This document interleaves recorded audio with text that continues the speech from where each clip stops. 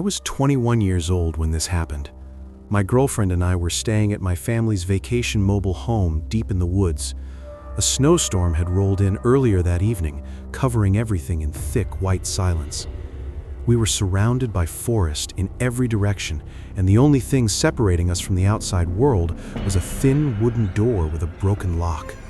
Until it could be fixed, my grandfather had stacked a few cinder blocks in front of it as a temporary barrier.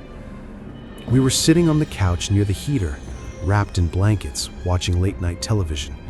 The storm howled outside, and for a while, it was peaceful. Then my girlfriend grabbed my arm and whispered that she heard something outside. I told her it was probably a deer or maybe a bear moving through the snow. We tried to ignore it. 5 minutes later, she shook me again. This time, I heard it too. It sounded like someone rummaging around in the small lawnmower shed outside. My car was parked in the driveway, and every light inside the mobile home was on. If someone was out there, they knew we were inside. My girlfriend begged me to go check, but I refused. Going outside into a snowstorm in the middle of the night felt like the worst possible idea. The noise stopped, leaving nothing but the sound of the wind and falling snow. After a few minutes of silence, I decided to take a quick look. I turned off the inside lights, slowly opened the blinds, and switched on the porch light. The front yard was suddenly visible. That's when I saw the footprints. They weren't animal tracks. They were clear, deep shoe prints leading away from the front yard toward the backyard. My stomach dropped. I walked to the back window and pulled the curtain aside. My girlfriend screamed. Standing just a few feet from the window was a man dressed entirely in black. He was wearing a white vendetta-style mask, blank and emotionless.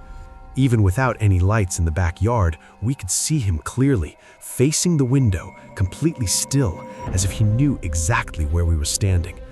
I slammed the curtain shut and told my girlfriend to hide in the bedroom. I ran to the closet and grabbed my grandfather's hunting rifle. My hands were shaking as I loaded it. I pushed the cinder blocks and other heavy objects tighter against the front door, barricading it as best I could. We shut all the blinds, turned off every light, and hid together in the corner of the bedroom. A loud bang echoed through the mobile home. He was trying to break down the front door. The door shook with each hit, but the barricade held. After a few more violent attempts, the banging stopped. We stayed frozen in silence, listening, too afraid to move or speak. The storm continued outside, swallowing every other sound.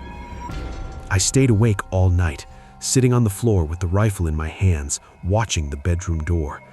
My girlfriend eventually fell asleep from exhaustion, but I didn't close my eyes once. At first light, we packed our things and left immediately. Before driving away, I stepped outside. In the fresh snow, a new set of footprints led from the front yard window straight into the woods. They disappeared between the trees, as if the man had never existed at all. I have never returned to that mobile home. My grandparents have been back since, and they told me there were no signs of a break-in and nothing missing.